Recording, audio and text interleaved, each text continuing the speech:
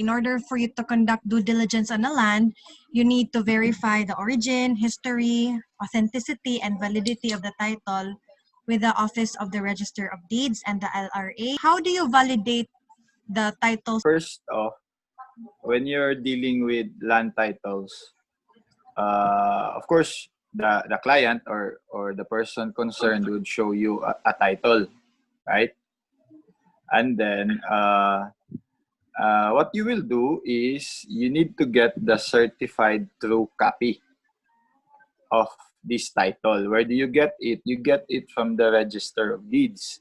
So you go there, you bring either just a photocopy or the title itself and ask the clerk to that you are requesting for a certified true copy. Now, the reason for that is to make sure that this title that is shown to you are authentic. So you start with the title, you ask for the certified true copy. Now, every land title, there are always two originals. The first original, which we call the owner's duplicate original, an original copy of the title that is or stays with the owner of the property. The next original, exactly the same as the owner's, is what we call the RD copy, or this is the original title that never goes out of the Office of the Register of Deeds. So every title will have two originals. One goes to the owner, the other one goes to stays in the vault of the Register of Deeds. So if you're shown a title and you need to verify whether it is true, whether it is authentic, or whatever is there, you go to the Register of Deeds and you ask for a certified true copy. That means they will be giving you the certified true copy of the original in their vault. Okay, so what these titles, they never go out. There's no reason for it to come out of the vault except for transactions like that. In fact, right now, if I'm not mistaken, the Register of Deeds is going electronic na. So all these titles have already been microfilmed, I think that's the term, scanned, and so that they will have already electronic storage of these titles. So for your question on how to verify, the answer is you request for a certified true copy, and then you compare. Once the certified true copy is given to you, that means that is certified as exactly the same as the one in the vault. Then you compare it with the title that you have in your hand that was given to you by the prospective seller or by whoever owns the title. You need to get the certified true copy from the Register of Deeds in order to compare it with the title you have in your hand. Because situations would arise like the title that was given to you by the prospective seller is a clean copy, no annotations whatsoever. But when you get the certified true copy from the Register of Deeds, you will be surprised that there are already like court cases annotated there. There are already foreclosures.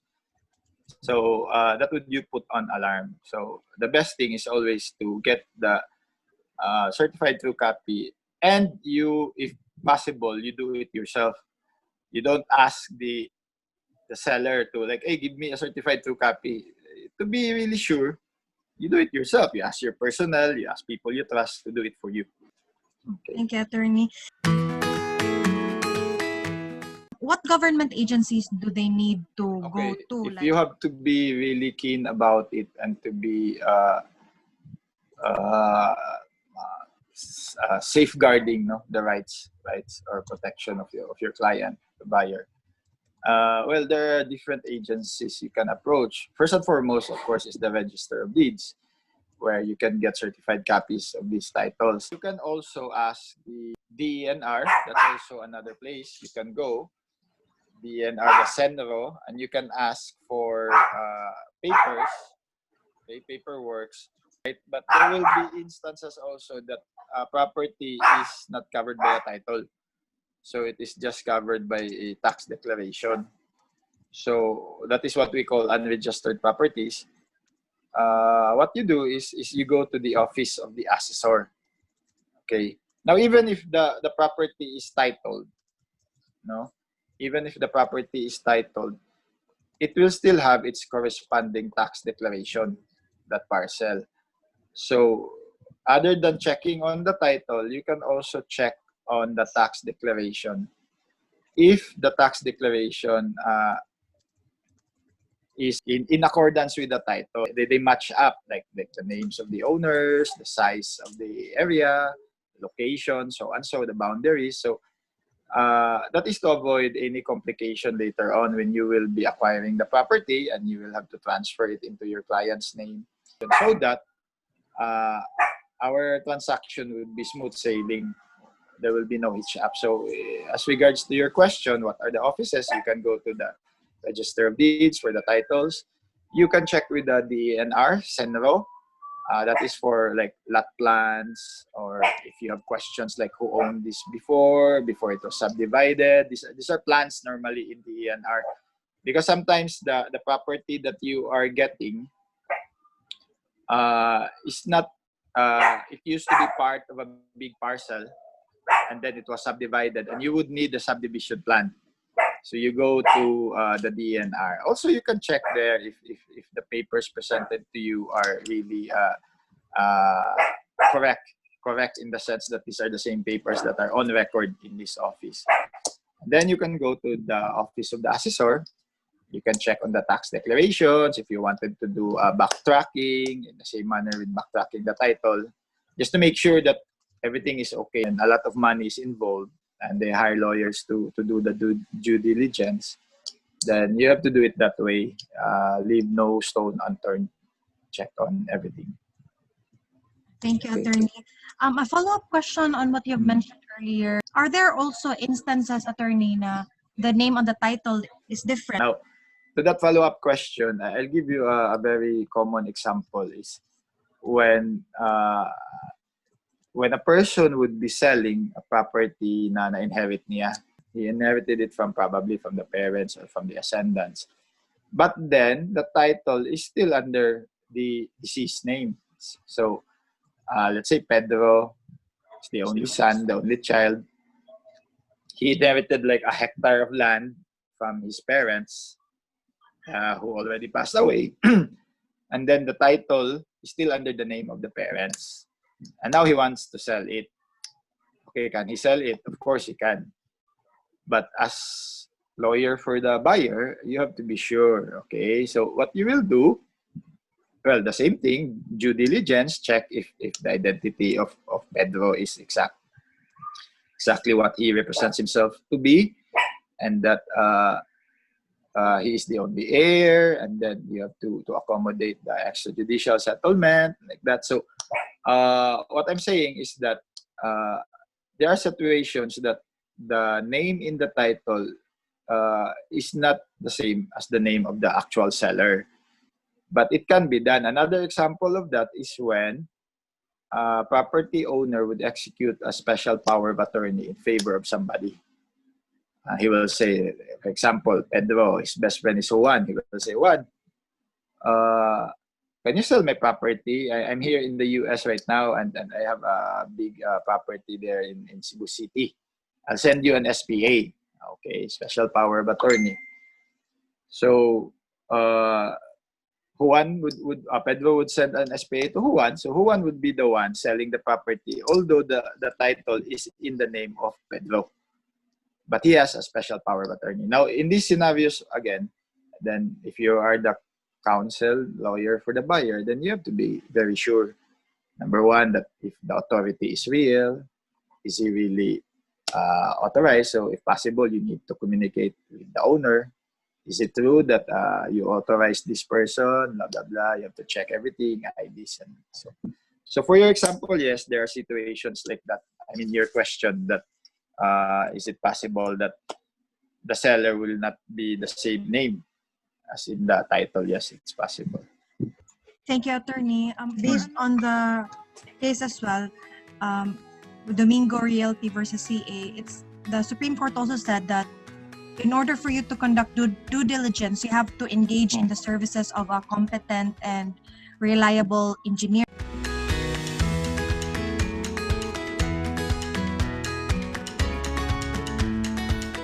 There are a lot of scenarios that way, that will lead to cases. So, number one, surveying, it is an exact science. Okay, you can never be wrong with that, with surveying, because everything is there, all the numbers are there, all the degrees are there.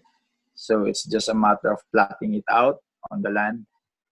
Like in that case, in that jurisprudence, when you hire these technical people, geodetic engineers, surveyors, they will tell you the exact meets and bounds of the property.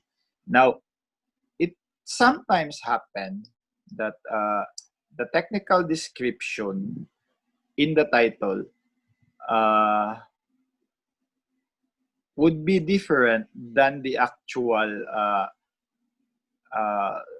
survey result. Okay, I'll give you an example. Let's say Mr. A hands you a title and he says, "Oh, attorney, this is my property. Tell your client this is my price. If he wants to look there, I can show him the property." And then he goes there. They go there, and then this Mr. A showed him the meets and bounds. But then when Mr. B, the buyer, already hires the geodetic engineer, they plot it out. It turned out that the mohon is way farther pa, or like that. It's not exactly the same. That is what we call a relocation survey, meaning you relocate or locate again the monuments of title, mohon.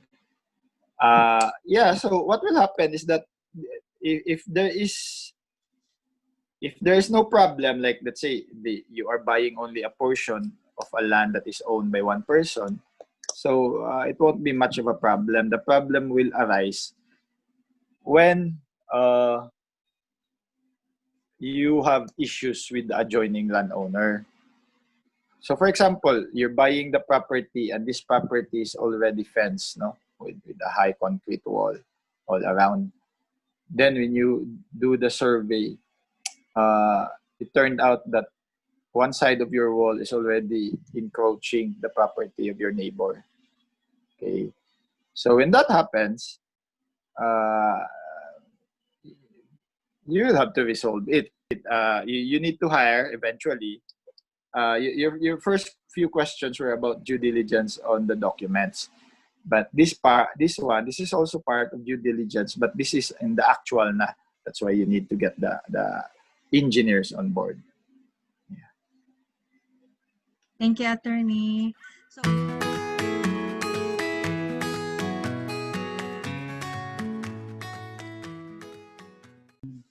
Okay, so it's like this, like you're buying a property and then you're trying to talk it out with adjoining landowners, right?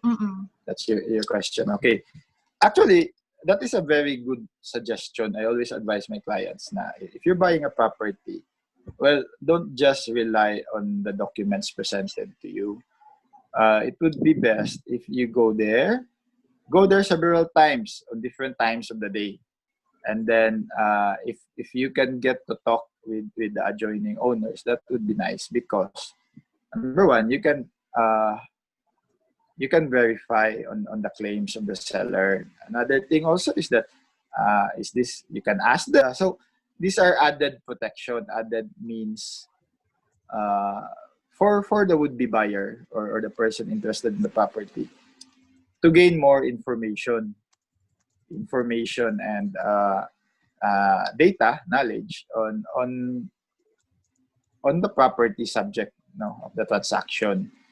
And because if you just limit yourself on paperwork and you don't actually go there, you don't get to talk with the people around, you might be thinking that it's a flat land, but when you go there, it's best to be, that's a rule of thumb, even in buying or selling properties, that you need to do ocular a lot of times if possible. thank you, attorney. Another follow-up question, attorney. Based on what you have mentioned on conducting ocular inspection, are there any additional activity that you should do in conducting due diligence if the property is classified as, let's say, what if classified as agricultural, or let's say na siya river? Yeah. what are the other activities additional that you should pursue? You will see in terms of classification, makita na sa tax deck, it would be there. There would be a column there that will say classification. And that's where you will see whether it's agricultural, whether it's industrial or residential. But more often than not, these classifications sometimes are not controlling. In the tax declaration, it was classified as corn land. But if you go there, it's not corn land anymore. It's like almost like an open subdivision. So in that event, what I did was that I asked for a reclassification from. So they reclassified it into from corn land. They made it into residential. Now, in your question, if it's the other way around, if you thought it was residential and you came there and you found out it's like agricultural, so you can actually visit like if it's in the barrio or in the province, the municipal hall. You can talk there with the assessor.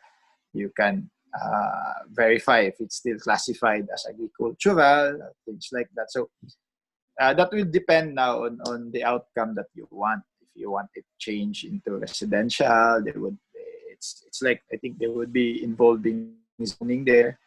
They would have their own set of requirements for that change of classification, or if it goes under a zoning. So that depends now on what you want the outcome to be. If you want it to be reclassified or converted. There's also the term of conversion. It depends on your interest. It depends on your the outcome that you want. If you really want to use it as residential, then you can ask the municipal offices or the provincial offices on what would be their set of requirements if you would want to convert it from corn land to residential. That depends now on the requirements of the particular government office concerned. So I think it's important na moadto ka sa katong particular government agency concerned, so you will know what the additional requirements are as part of your exactly. conduct of due diligence. Yes, exactly. Na-added na sila. They have their own set of requirements. Every office, that's what I always tell my clients, that if we're dealing with BIR, we go to BIR and make our query there, and they will give us a list. This is what you need to submit if you want to achieve that. Then we go to assessor. They will have their own set of lists. You go to the ENR. So it's always like that. That's the usual procedure for our government offices. Thank you, Attorney. You have mentioned earlier that there are lands na unregistered, like tax declaration na sila. So if there's a buyer who would like to buy the land, is it safe to buy it, or do you need to have it registered first before you buy a certain parcel of land? Okay, now that's a very good question. Okay, you were asking that the property is unregistered, so it's just a tax declaration. That is not unusual. So, as to your question, because it's not unusual, I would say it's okay to buy it. Okay, although preferably, no, if you were given the option to choose from a titled property and an untitled property, of course you would go for a titled property because of the security that the torrent certificate of title brings with it. Like I suppose you learned it in property law na that you need not go beyond the four corners of the title. Then you would count on the representation of the seller. Now, but there will be situations, it's just tax declaration. So if my client would want to buy that, I see no problem. No, I would still conduct the same due diligence. Okay, check with the office of the assessor, ask for certified copies of the tax declaration. If possible, go back. No, what we call a tracer. You trace back. So if we're in the year 2020, I would go to the office of the assessor and ask for copies of the tax declaration from 1960 to 2020. Okay, it's still there. It's still there because everything is on record, man. Now, the reason why I would do that is uh, to make sure that I can see, no, I can see, or I can have my own map, like going back 40 years ago. Okay, so I can see there that the property was owned by Mrs. So and so, and then in 1967 it was transferred to Mr. So and then in 1970s until it reaches 2020 to the most recent seller, possessor of the property. I would be asking for certified copies of those, and then every transaction, just like in a title, in a Torrens certificate of title, there is what we call the memorandum of encumbrances at the back. You would see that there would be a memorandum of encumbrances at the back of the title. That is where all transactions, it's like a baby book. I recall that every title will have its own clear envelope, and all important documents relating to that title would be there. There's a deed of sale there in 19 so and so, then there's another deed of sale like that. So if you would go there and ask for like, and all these transactions would be annotated on the title. As in fact, if you look at the title, you would see that there would be an indicator in front and the face of the title that this title is cancels the previous title, TCT number, so and so. So you can easily trace that, and meaning everything is annotated there. In the same manner as the tax declaration also, the tax declaration will also have its own annotations at the back. So it will say that if I ask for the, like in my example, like I'm asking for 1960 onwards, of course that 1960 tax declaration would already be cancelled, right? It's not a valid tax deck anymore. It has no force and effect, but it is still on the record for whatever legal purposes. So when I get a copy of that 1960 tax deck, for sure I would see that there is a stamp mark there, cancelled. Okay, but it would be cancelled by tax deck number so and so. So now I would know that the next tax declaration is this so and so. So you can easily make your own map, no? And then it can also be, for example, like the owner sold it to somebody. It would also be there, cancelled by way of sale. Okay, deed of sale, and in fact they would put there the notary public's name, the document number name, so that anybody transacting on that property, they can easily go and get records of that.